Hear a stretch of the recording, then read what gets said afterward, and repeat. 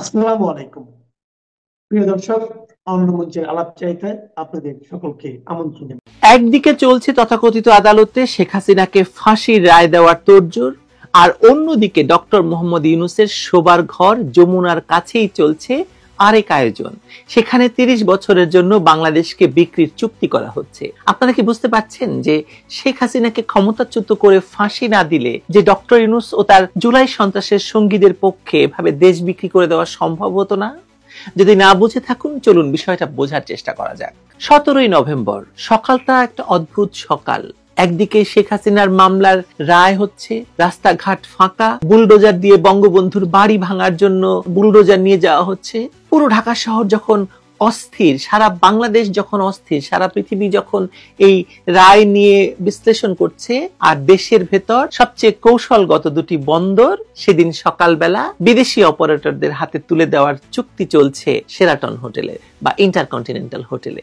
ঘটনাগুলোকে আলাদা করে দেখলে সাধারণ প্রশাসনিক কার্যক্রম মনে হতে পারে, কিন্তু যখন পাশাপাশি রাখা যায় তখন একটা প্রশ্ন নিজেই মাথা তোলে, এটা কি আসলে কাকতাল নাকি খুব পরিকল্পিত সময়ে এই কাজটি করা হচ্ছে? আপনার মনে কি এই প্রশ্ন আসে না যে তাহলে কি এসব চুক্তির জন্যই শেখ হাসিনা ছিল একমাত্র বাধা? শেখ হাসিনাকে সরিয়ে, শেখ হাসিনাকে ফাঁসির রায় দিয়ে, শেখ হাসিনার কারণেই এতদিন এরকম চুক্তি ঠেকেছিল। শেখ হাসিনাকে সরানো ছাড়া, শেখ হাসিনাকে ক্ষমতাচ্যুত করা ছাড়া, ফাঁসি দেওয়া ছাড়া বাংলাদেশকে বিক্রির এ ধরনের চুক্তি সম্ভব নয়। কি মনে আসে আপনার এ ধরনের প্রশ্ন?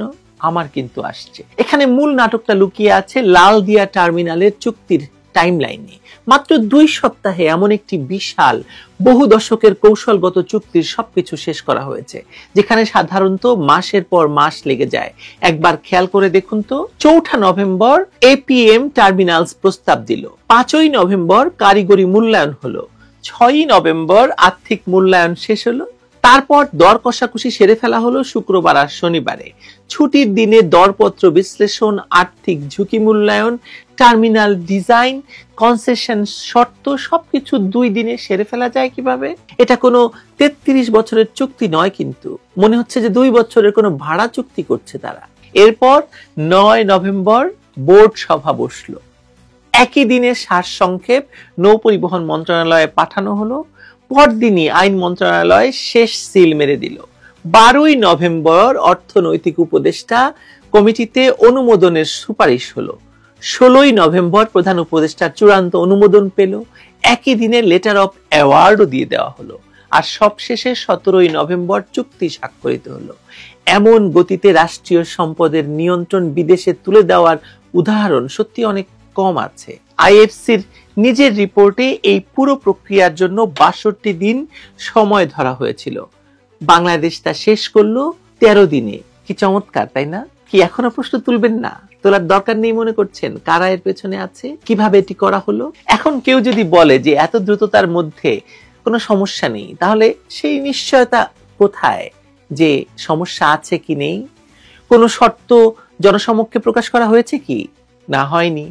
নন ডিসক্লোজার এগ্রিমেন্টের আড়ালে কি আছে কেউ জানেন না। তারপরও সরকার দাবি করছে দেশের স্বার্থ বিরোধী কিছু নেই। কিন্তু এটা বলার যোগ্যতা তাদের কে দিল?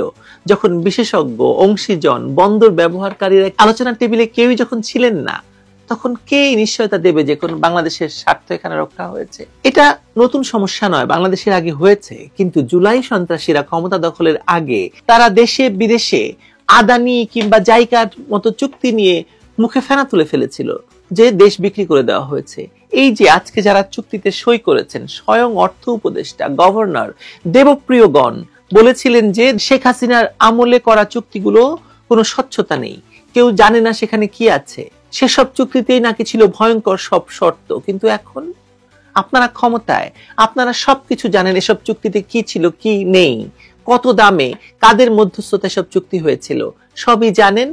কিন্তু আপনারা ক্ষমতায় আসার পর তো সেসব চুক্তি বাতিল করেননি। কিন্তু এখন আপনারা কি জানেন যে সব চুক্তিতে কি আছে, কত দামে এই চুক্তি করা হয়েছিল, কাদের মধ্যস্থতায়, নৌ পরিবহন উপদেষ্টার যে ছেলে তার সঙ্গে জড়িত কিনা, আশিক চৌধুরী কত ভাগ পেল, লুৎফে সিদ্দিকী কত ভাগ পেল?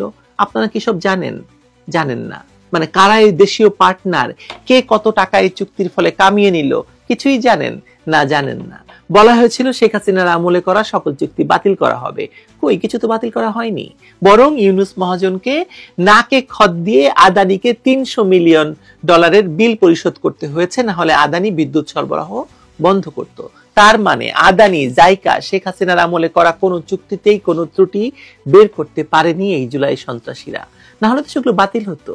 বাতিল তো করা হয়নি। আগে আলোচনা, প্রশ্ন, পর্যালোচনা কিছুই করছে না। শেখ হাসিনাকে ফাঁসি দিচ্ছে আদালতে, আর মহাজনের বাকি কর্মকর্তারা সেই দিনই বাংলাদেশের বন্দরগুলোকে বিক্রি করে দিচ্ছে বিদেশিদের হাতে। বাংলাদেশের বন্দর অবকাঠামোর সমস্যা বাস্তব, নাব্যতা কম, জেটি সংকট, লজিস্টিক ধীর, কাস্টমস জটিল, এগুলো সমাধান করতে বিদেশি অপারেটর আসতেই পারে, কিন্তু বিদেশি অপারেটর কোনো জাদুর কাঠি নয়। তারা রাষ্ট্রের জায়গায় এসে নাব্যতা গভীর করতে পারবে না, জাতীয় আইন কাঠামো বদলাতে পারবে না, যোগাযোগ অবকাঠামো গড়ে তুলতে পারবে না। তাহলে এত তাড়াহুড়ার মানে কি? এত তাড়াহুড়া করে কেন দেওয়া হলো? যেটা আরো আশ্চর্যের বিষয় হলো, একই দিনে বিকেলেই পানগাঁও টার্মিনালের চুক্তিও করা হলো। এখানে এমন তাড়াহুড়ার কি কারণ ছিল? কে এত তাগাদা দিল? বাংলাদেশের স্বার্থে সিদ্ধান্ত হলে স্বচ্ছতা লুকানোর দরকার ছিল। সবচেয়ে বড় কথা, এটা ছিল অবৈধ সরকার, নির্বাচিত কোনো সরকার নয়। তাহলে এই সরকার এইসব চুক্তি কি করে করে? এই সরকারের কি এখতিয়ার আছে এইসব চুক্তি করার? নেই। নির্বাচিত সরকার সেসব চুক্তি বাতিল করতে পারবে? তার মানে হচ্ছে বাংলাদেশ বিক্রি করার জন্যই তারা ক্ষমতায় বসেছিল। ইতিহাসের দিকে তাকালে বুঝতে পারি যে এ ধরনের কনসেশন চুক্তি ভুল হলে বিপদ অনেক বড় হয়। জিবুতির কথা মনে করি। জিবুতি নামে একটি দেশ আছে আফ্রিকাতে। জিবুতির ঘটনা বৈশ্বিক উদাহরণ হয়ে আছে। ডিপি ওয়ার্ল্ডের সঙ্গে চুক্তি থেকে বের হতে গিয়ে দেশটিকে দিতে হয়েছে কোটি কোটি কোটি ডলারের জরিমানা। নিজেদের বন্দর উন্নয়নও আটকে গিয়েছিল শর্তের কারণে। আর এসবই ঘটেছিল কারণ চুক্তির সময় যথাযথ পরীক্ষা নিরীক্ষা করা হয়নি। বাংলাদেশ যে পথে এখন হাঁটছে সেটা অত্যন্ত ভয়ঙ্কর। বঙ্গোপসাগর এখন ভূরাজনীতির দৃষ্টিতে খুব উত্তপ্ত একটি অঞ্চল। এখানে বন্দর মানে শুধু বাণিজ্য নয়, নিরাপত্তা, সামরিক অবস্থান, আন্তর্জাতিক প্রভাব, ভবিষ্যতের ক্ষমতার ভারসাম্য। এমন জায়গায় কনসেশন চুক্তি স্বাভাবিক গতিতে খোলামেলা আলোচনায় হওয়াটা উচিত ছিল। যে রাষ্ট্র নিজেদের গণতান্ত্রিক প্রক্রিয়ায় স্থির নয়, যেখানে গণতন্ত্র নেই, যেখানে একটি বৈধ সরকার নেই, সেখানে এমন দীর্ঘমেয়াদী চুক্তি অনির্বাচিত সরকারকে দিয়ে করানো আরো প্রশ্ন তৈরি করে। ঠিক রায় ঘোষণার দিন, ঠিক যেদিন দেশের ভেতর মানুষকে অস্ত্র দিয়ে রাস্তায় নামিয়ে দেশবাসীকে চূড়ান্ত ভীত অবস্থায় ফেলে চুক্তি স্বাক্ষরের দিন ঠিক করা হচ্ছে। চুক্তি স্বাক্ষর করা হচ্ছে গোপনে। এটা এতটাই নিখুঁত সময় নির্বাচন যে মানুষকে সন্দেহ করতেই হয়। কি চমৎকার দেখা গেল বলুন। দেশ বিক্রি করার জন্য একজন জাতীয় নেতাকে, রাজনৈতিক নেতাকে ফাঁসিতে ঝোলাতে হয় কিনা সে প্রশ্ন যদি আপনার মনে নাও আসে, তাহলেও আসল প্রশ্নটা হচ্ছে দেশের ভবিষ্যৎ, কৌশলগত সম্পদ, সার্বভৌমত্ব। এসব ব্যাপারে সিদ্ধান্ত নেওয়া হলো কাদের জন্য, কার স্বার্থে? আর জনগণের অনুমতি ছাড়া, তথ্য ছাড়াই আলোচনাহীনভাবে এমন চুক্তি কে করার অধিকার রাখে বলুন তো? ডক্টর ইউনূস। ডক্টর ইউনূস তো দেশ পারলে কালকে বিক্রি করে দেয়, আপনাকে সহ বিক্রি করে দেবে। ইতিহাস বলে ভুল চুক্তির দায় বহন করে জনগণ, রাজনীতিবিদরা নয়। তাই চুক্তির পরে নয়, চুক্তির আগেই তর্ক বিতর্ক দরকার ছিল, কিন্তু সেটাই যখন হয়নি, তখন আমার প্রশ্ন হলো এই চুক্তির ভিতরে কি এমন কিছু লুকোনো আছে যা জানলে দেশের মানুষ ক্ষুব্ধ হয়ে উঠত? মহাজন উত্তর দেবেন? দেশের কোন সম্পাদক, সাংবাদিকদের বাবার ঘাড়ে কয়টা মাথা আছে যে এই প্রশ্ন উত্থাপন করবে? তারপরও কোনো বিদেশি সাংবাদিক যদি এই প্রশ্ন করে, তাহলে মহাজন কি উত্তর দেবে জানেন?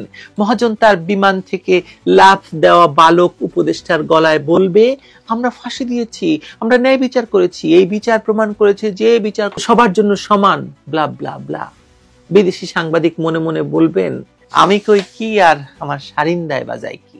বাংলাদেশ হাতছাড়া হয়ে যাচ্ছে। ভালো থাকবেন। এই মুহূর্তে আপনাদের সামনে কথা বলতে এসেছি কলকাতায় আওয়ামী লীগের বিরাট মিটিং, মার্চ টু যমুনা কবে, এই প্রসঙ্গটি নিয়ে আপনাদের সামনে কথা বলবো। এই মুহূর্তে বাংলাদেশকে যদি দেখেন, কিংবা বাংলাদেশ আওয়ামী লীগকে যদি দেখেন, আজ থেকে 55 বছর আগের 1971 সালের মুক্তিযুদ্ধের সময়কালের যে অবস্থায় উপনীত হয়েছিল আওয়ামী লীগ কিংবা বাংলাদেশ, আজকে সেই অবস্থাতেই পতিত হয়েছে। 1971 সালে পাকিস্তানিদের বিরুদ্ধে যুদ্ধের পরিকল্পনা করতে হয়েছিল ভারতের মাটিতে বসে।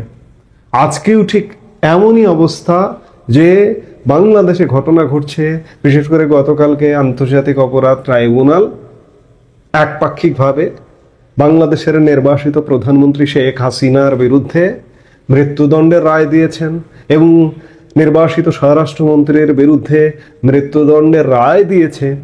কিন্তু অত্যন্ত পরিতাপের বিষয়, এই বাংলাদেশের মাটি থেকে কিছুই করা যাচ্ছে না।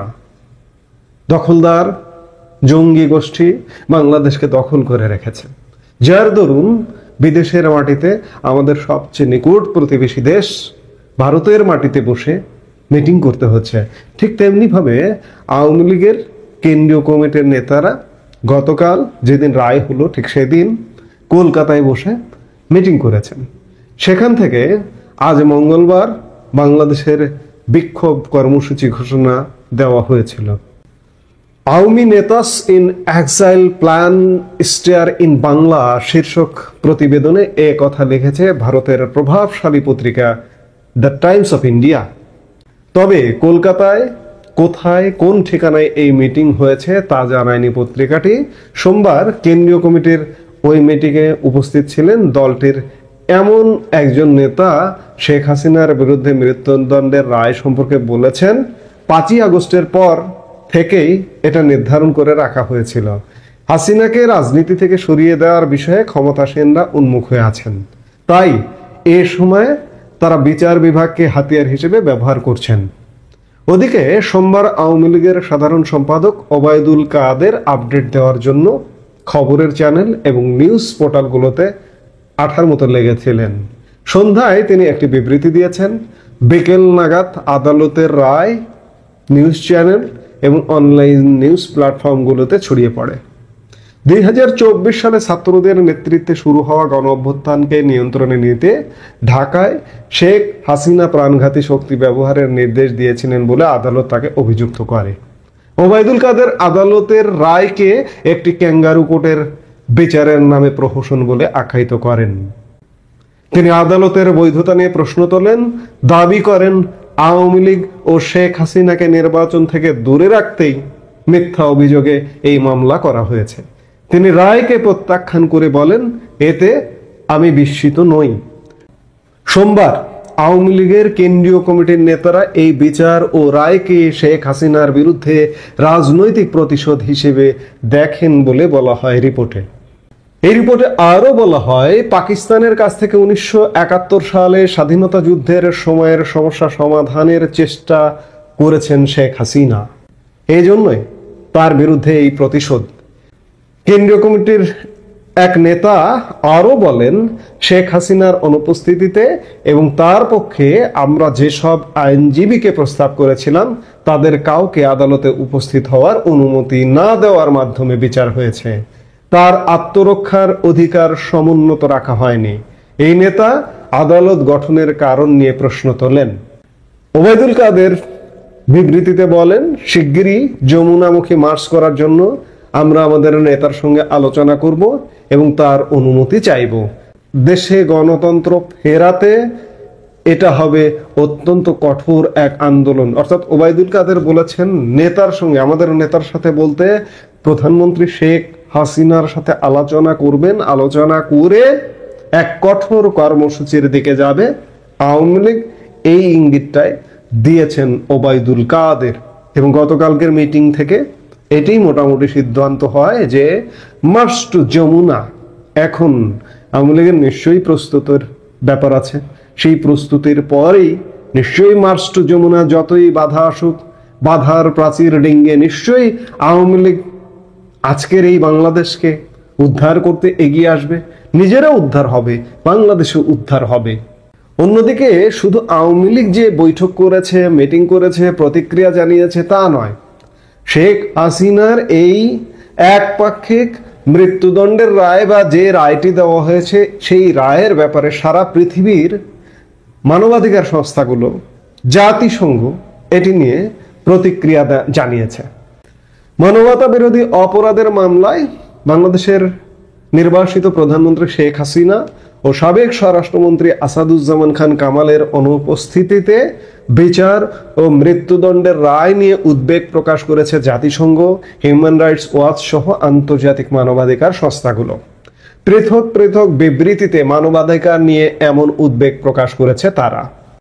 হিউম্যান রাইটস ওয়াচের বিবৃতিতে বলা হয়েছে, 2 জনের অনুপস্থিতিতেই বিচার করে মৃত্যুদণ্ড দেওয়া হয়েছে এবং তাদের আইনজীবী দেওয়ার সুযোগ ছিল না, যেটি গুরুতর মানবাধিকার উদ্বেগ তৈরি করেছে। অন্যদিকে জাতিসংঘের মানবাধিকার কার্যালয় এই মৃত্যুদণ্ডের রায়ের বিরোধিতা করেছে, কেননা দীর্ঘদিন ধরে এই ধরনের সাজা বাতিলের আহ্বান জানিয়ে আসছে জাতিসংঘ। একই সাথে তারা বাংলাদেশে ন্যায় বিচার প্রতিষ্ঠার ওপর গুরুত্ব আরোপ করেছে। তবে এই রায়কে ভুক্তভোগীদের জন্য একটি মুহূর্ত বলে উল্লেখ করেছে জাতিসংঘ মানবাধিকার কার্যালয়। এছাড়া অ্যামনেস্টি ইন্টারন্যাশনাল 2 জনের অনুপস্থিতিতে বিচারের নজিরবিহীন গতি এবং রায় এই মামলার ন্যায় বিচারের ক্ষেত্রে উল্লেখযোগ্য উদ্বেগ তৈরি করে বলে প্রতিক্রিয়া জানিয়েছে। আসলে গতকাল থেকে এই রায়ের পর কেউ বসে নেই, আওয়ামী লীগ বসে নেই, আওয়ামী লীগ কাজ করছে, আন্তর্জাতিক মানবাধিকার সংস্থাগুলো প্রতিক্রিয়া জানিয়েছে এবং জাতিসংঘ পর্যন্ত প্রতিক্রিয়া জানিয়েছে। সরকার একপাক্ষিকভাবে এই রায়টা ঘোষণাটাই পর্যন্তই, কিন্তু বাস্তবায়ন করা দূর কি বাপ। আওয়ামী লীগ, আমরা অনেকে বলি যে আওয়ামী লীগ কোথায়, আওয়ামী লীগ নাই, আওয়ামী লীগ কি করছে? আওয়ামী লীগ প্রস্তুতি নিচ্ছে এবং প্রস্তুতি নিয়ে আওয়ামী লীগ ঠিকই মাঠে নামবে। 1971 সালে বাংলাদেশ স্বাধীন করেছে, আজকে কিন্তু একই, আমি শুরুতেই বলছিলাম, আজকে একই পরিস্থিতির মুখোমুখি। কিছু কিছু সিম্বল দেখলে আপনি কিন্তু বুঝতে পারেন। গতকাল একটি উদাহরণের কথা বলেই আমি আলাপটা শেষ করতে চাই। গতকাল রায় পরবর্তী সময়ে ঢাকা বিশ্ববিদ্যালয়ের একজন ডেপুটি রেজিস্ট্রার এই রায়ের ব্যাপারে নাখোশ হয়ে ফেসবুকে একটা স্ট্যাটাস দিয়েছেন। গতকাল রাতে ইসলামী ছাত্র শিবির নামধারী, আমরা ভিডিও ফুটেজ দেখলাম, তার বাসায় যেভাবে তাণ্ডব করে তাকে ধরে নিয়ে এলো, তাতে আমার মনে হলো যে 1971 সালে ইসলামী ছাত্র সংস্থা, এই জামাতের আল বদর আল শামসের যে সংস্থাগুলো যেভাবে 1971 সালে বুদ্ধিজীবীদের ধরে আনতো, ঠিক একই স্টাইলে ঢাকা বিশ্ববিদ্যালয়ের ডেপুটি রেজিস্ট্রারকে ধরে নিয়ে পুলিশের হাতে সোপর্দ করেছে এবং পুলিশ তার নামে মামলা করে তাকে জেল হাজতে আদালতে হাজির করেছে, আদালত তাকে জেল হাজতে প্রেরণ করেছে। তার নামে মামলা হয়েছে, এটি শুনেছি, রাষ্ট্রবিরোধী আইনে মামলা হয়েছে। সেম 1971 সালে যা ঘটেছিল আজকে 2025-এ তাই ঘটছে। আওয়ামী লীগ দেশ স্বাধীন করেছিল, ভারত আমাদের সহযোগিতা করেছিল, আজকেও অবস্থা কিন্তু একদম তেমনটা। আওয়ামী লীগেরই নেতৃত্ব দিতে হবে, কারণ আমি বারবার বলি যে জামাত তো এই দেশটা এখন জামাতই দখল করেছে। এর ব্যাপারে এর বিরুদ্ধাচরণ করবে যে বিএনপি, না, বিএনপির কোনো বিরুদ্ধাচরণ নেই, বরঞ্চ বিএনপি পক্ষে হাতে তালি বাজাচ্ছে। তাহলে থাকলো কে? আওয়ামী লীগেরই অ্যাটেম্প নিতে হবে এবং বিশ্ব জনমত গড়ে তুলতে হবে, এছাড়া উপায় নেই। আওয়ামী লীগ নেতারা ঘোষণা করেছেন নেতার অনুমতি নিয়ে মার্চ টু যমুনা করবেন, অবশ্যই করবেন। আমরা সেগুলো দেখবার জন্য নিশ্চয়ই অপেক্ষা করছি এবং দেখব। এভাবে একটা দেশ চলতে পারে না, মানবাধিকারের এখানে কোনো অস্তিত্ব নেই, এটা একটা বন জঙ্গলে পরিণত হয়েছে, যে যেখানে যাকে পাচ্ছে মারছে, ধরছে, কাটছে। এভাবে একটা দেশ চলতে পারে না। জামাতে ইসলামী বাংলাদেশ, ইসলামের কথা বলেন, তারা ন্যায়ের কথা বলেন, আল্লাহর আইন চান, সৎ লোকের শাসন চান। নির্বাচন না করেই তারা ক্ষমতায়, তারা আল্লাহর আইন বাস্তবায়ন করছেন, সৎ লোকের শাসন বাস্তবায়ন করছেন, আপনারা দেখছেন। বাংলাদেশের মানুষ এদেরকে ভোট দিয়ে আপনি যদি নির্বাচিত করেন তাহলে কি হতে পারে সেই ছবিটা দেখার আগে ট্রেলার দেখে নিন। কাজে উপায় নেই, আওয়ামী লীগ প্রতিরোধ গড়ে তুলতে হবে, ভারত সহযোগিতা করতে হবে, বাংলাদেশের সব মানুষের সমর্থন দিতে হবে। 1971 সালে যেভাবে মানুষ, কমপক্ষে 90% মানুষ বাংলাদেশের স্বাধীনতা মুক্তিযুদ্ধের পক্ষে ছিলেন, ঠিক আজকেও সেই রকমটা থাকতে হবে। দলমত বুঝি না, 2024-এর জুলাই আগস্টে কি ঘটেছে এটা বাদ দিন। অনেকে ভুল বুঝে বিভ্রান্ত হয়ে জুলাই আগস্টের সহিংসতাকে সমর্থন দিয়েছেন, তাদেরও এখন ঘুরে দাঁড়াতে হবে, নইলে আপনার আমার বাংলাদেশ বাঁচবে না। আমরা নিশ্চয়ই বাঁচবো, অনেক সামনে ঘাত প্রতিঘাত, পদ্মা মেঘনা যমুনার বহু জল গড়াবে, আমরা নিশ্চয়ই বেঁচে উঠব সেই প্রত্যাশাই রাখি। এই মুহূর্তে এ পর্যন্ত। সবাই ভালো থাকুন, সুস্থ থাকুন।